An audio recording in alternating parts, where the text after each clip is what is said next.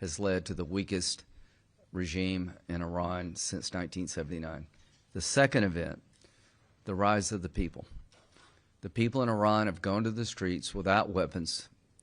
Maybe 30,000 or more have been killed to demand an end to their oppression. These two events, the bravery of the people of Iran who are saying, I've had it, I want change, and the response of Israel to October the 7th have led to the potential demise of the Ayatollah. I can't think of a more satisfying event for me personally than see the good people of Iran to be able to get their country back, to live in a place where they didn't have to worry about their daughter being murdered because she didn't wear the headscarf right on a bus, being able to be part of the world, not isolated from the world, being able to embrace the light and not be overshadowed by the darkness.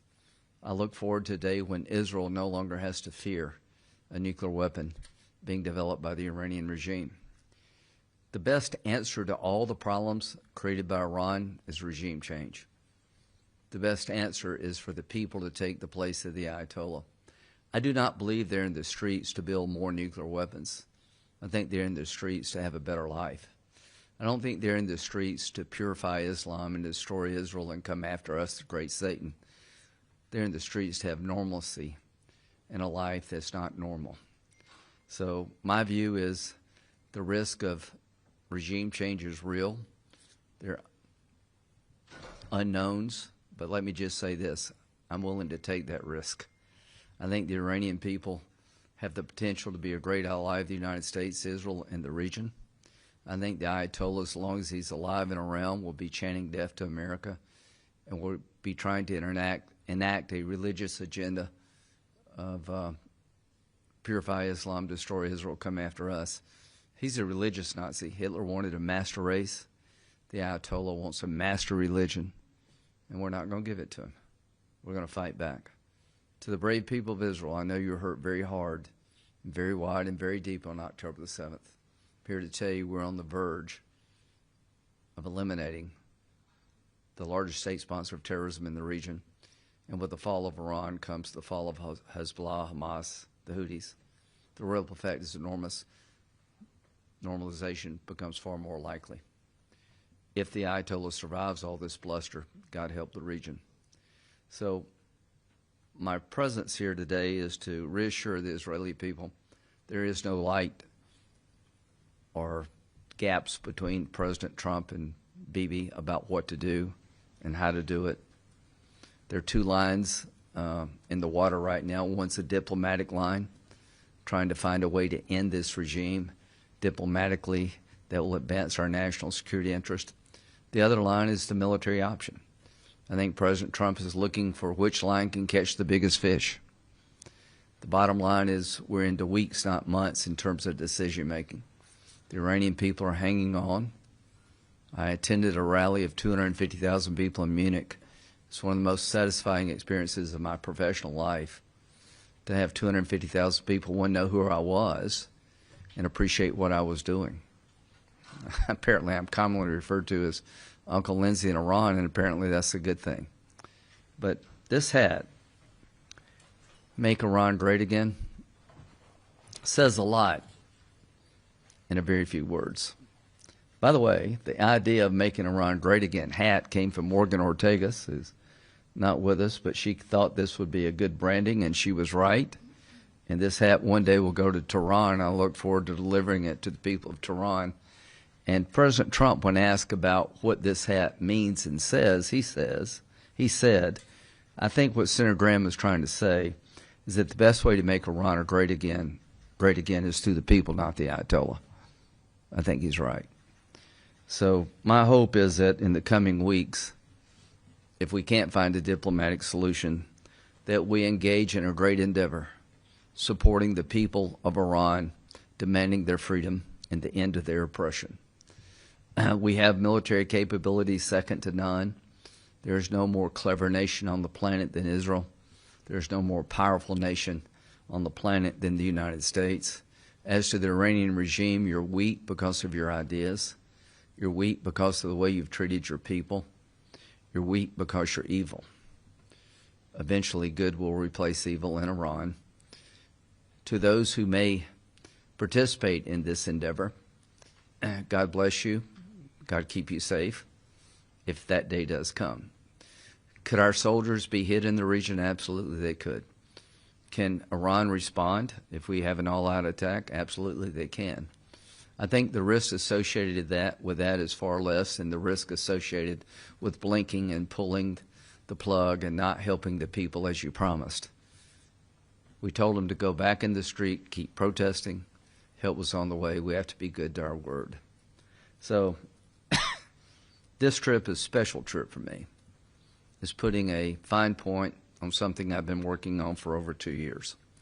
I leave from here to go to the United Arab Emirates. Bibi wanted me to tell the press that he's amazed by the level of cooperation and the significance of the partnership of the United Arab Emirates with Israel, that MBZ has done everything asked and then some, that they've been a stalwart partner, reliable partner under difficult circumstances. And I want to go there tomorrow and acknowledge MBZ's leadership and suggest that America improve its capability to defend the United Arab Emirates and the region. I will then go to Saudi Arabia. I believe that the Crown Prince still has the same vision for the region he did before October 7th. But October 7th has taken its toll. And at the end of the day, if the regime is still standing after all this bluster, October 7th was a strategic win for Iran and radical Islam.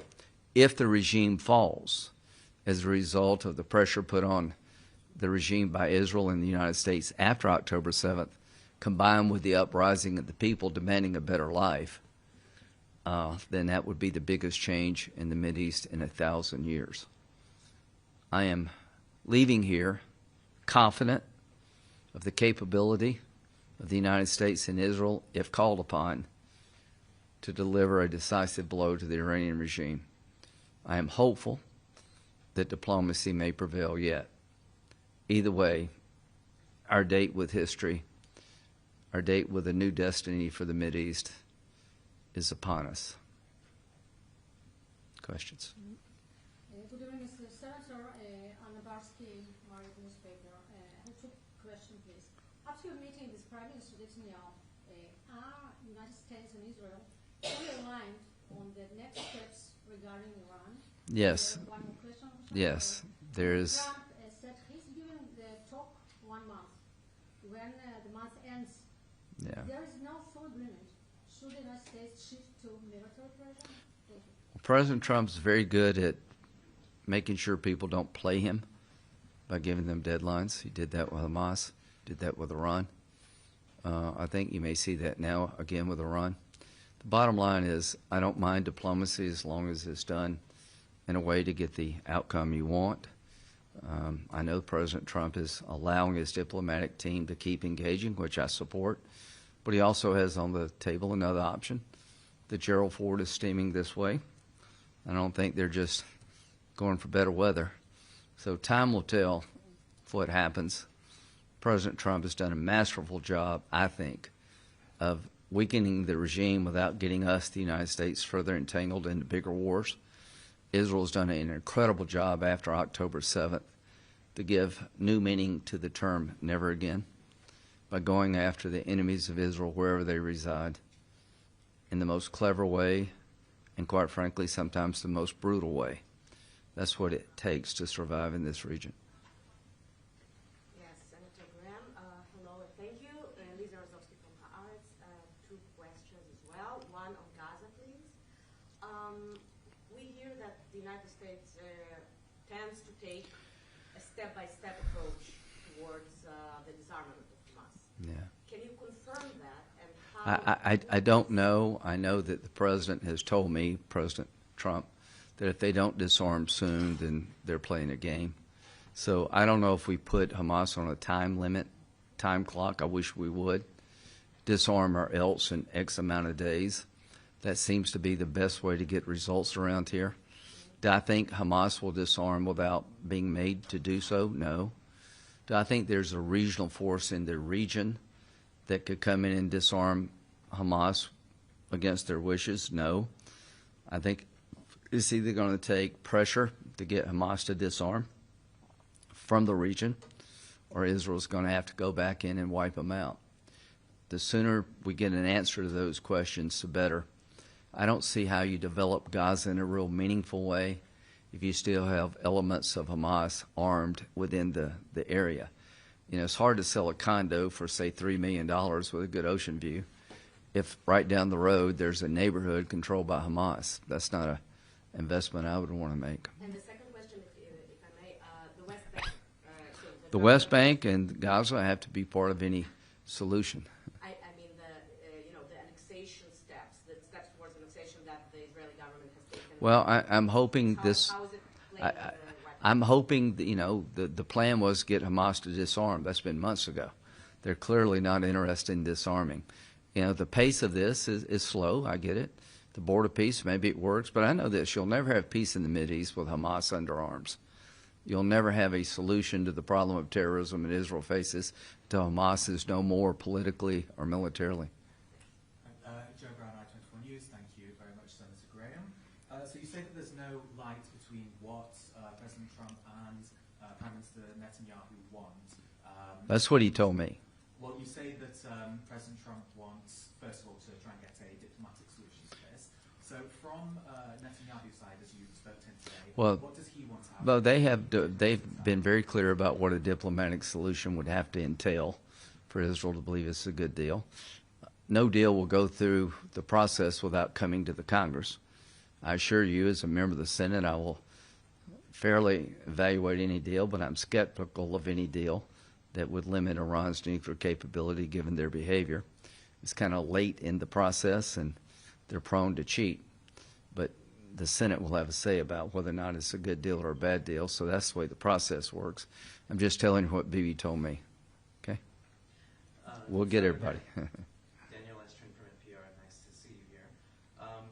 Prime Minister Netanyahu has spoken about tapering off U.S. military aid. Yeah, we talked about that. You've spoken about a quicker timetable. How quickly do you Well, I think what his plan is to replace the money of $3-point-something billion with an investment in new technology.